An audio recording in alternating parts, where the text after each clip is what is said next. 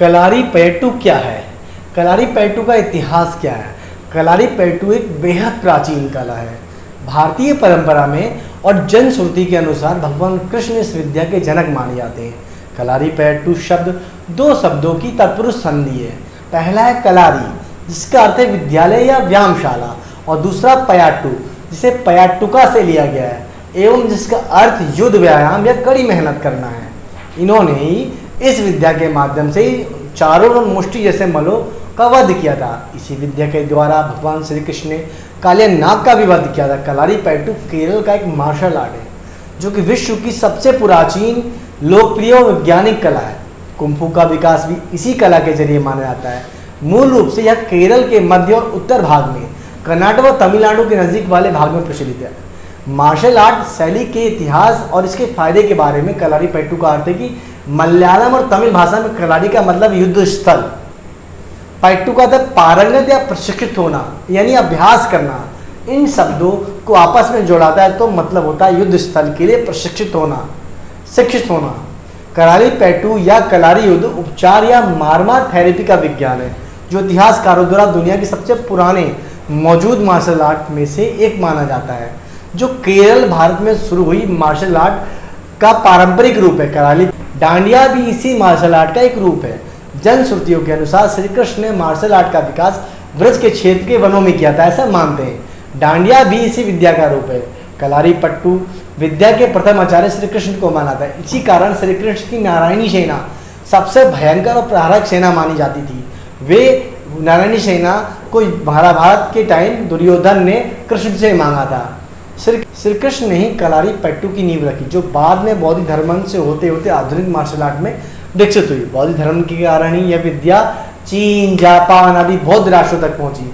कलारीपयट्टू विद्या के प्रथम आचार्य आपको मैंने बताया श्री कृष्ण जी, लेकिन उनके बाद यह अगस्त मुनि ने इसको प्रचारित किया।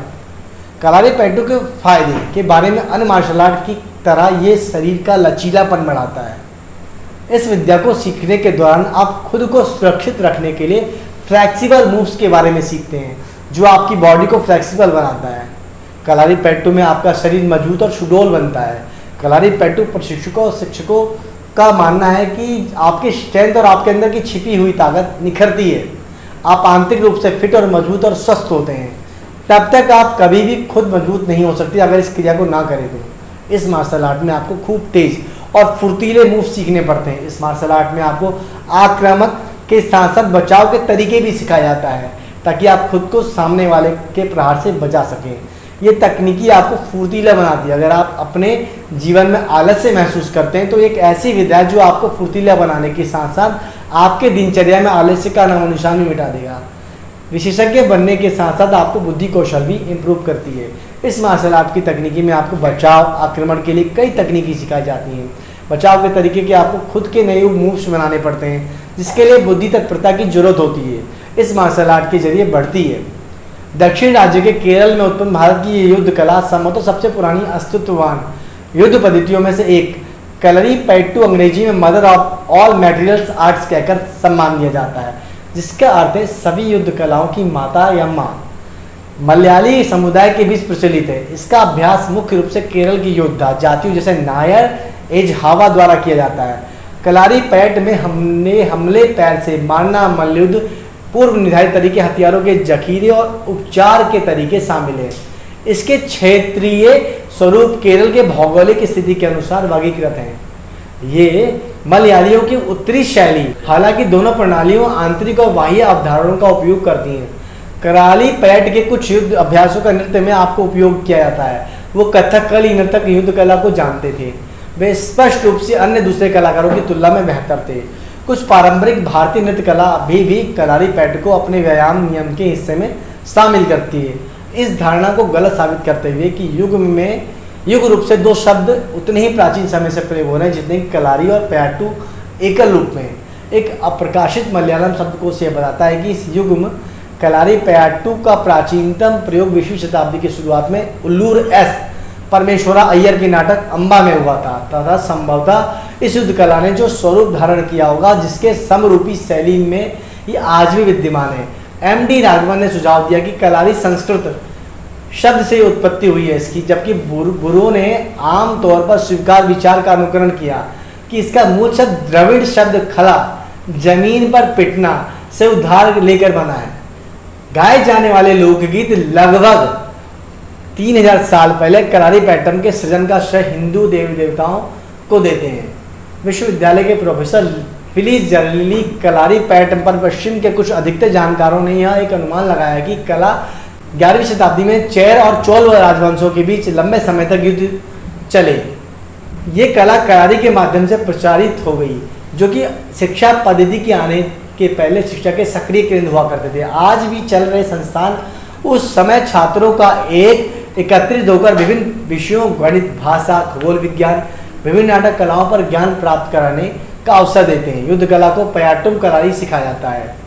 कलारी पैट 9वीं शताब्दी और उससे विकसित हो गया और नायर समुदाय जो केरल के योद्धा थे, इसका अभ्यास राजा और राज्य और 12वीं शताब्दी में ये केरल छोटी छोटी रियासतों में विभाजित हो गया, जो आपस में मल्ल युद्ध लड़ा करते थे। द्वंद्व युद्धों का काम अकम चेकावार द्वारा एक अंग धातु नाम के 4 से 6 फीट ऊंचे का स्थायी मंच पर लड़ा जाता था।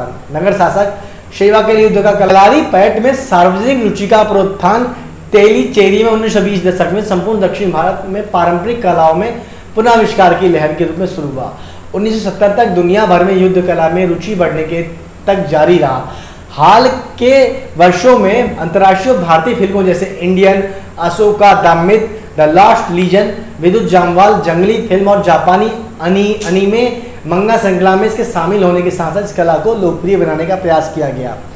कलारी पैट की कई शैलियां हैं, जिन्हें 3 क्षेत्रीय स्वरूपों में वर्गीकृत किया जा सकता है। ये 3 मुख्य विचार शैलियां अपने पर हमला करने और अक्षात्मक तरीकों से पहचानी जाती हैं। इन शैलियों के बीच अंतर का परिचय जानने के लिए ल्यूई जेंदिक इस पुस्तक में सर्वश्रेष्ठ कलारी पैट के अभ्यास के बारे में बताया गया है। उसकी पुस्तक के प्रत्येक अध्याय में 3 मुख्य परंपराओं में से प्रत्येक नेतृत्व करती है। उत्तरी कलारी पैट का मुख्य रूप से उत्तर मालाबार में अभ्यास किया जाता है। यह खाली हाथ की अपेक्षा हथियारों से अधिक बल लेते हैं। परशुराम विष्णु के छठे अवतार, जो कि शैली, मौखिक और लिखित दोनों परंपराओं का संस्थापक माना जाता है। इस प्रणाली में गुरुओं के गुरुकुल या कभी कभी आसन कहा जाता है और अक्सर सम्माननीय उपाधियां दी जाती हैं। विशेष रूप से परिकरण उत्तर काल का शाब्दिक अर्थ है पैर। कलाली के संदर्भ में पैर के प्रहार और लचीलापन बढ़ाने के लिए उठाकर किए जाने वाला अभ्यास, जो कलारी पैटू का एक अभ्यास है। पाद चक्रम, पैर की घुमावदार चोट अंदर से बाहर की ओर।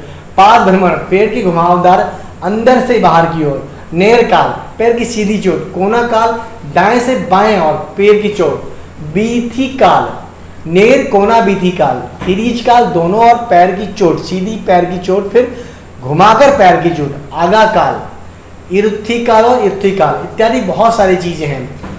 इस विद्या का जो है इस विद्या की जो वंश परंपरा है वो यह सभी दूसरी शैलियों में अपनाया गया है। इसमें घूंसे मारना, पैर की चालों को खिंचाव, घुमाव, उछाल एक विशिष्ट क्रम किया जाता है। इसमें मुख कट्टू या शरीर को गर्म करने के बाद किया जाता है। कलारी पैट के दूसरे अभ्यासों के तरह केथुक्के पैटू को 18 चरणों में विभाजित किया गया है।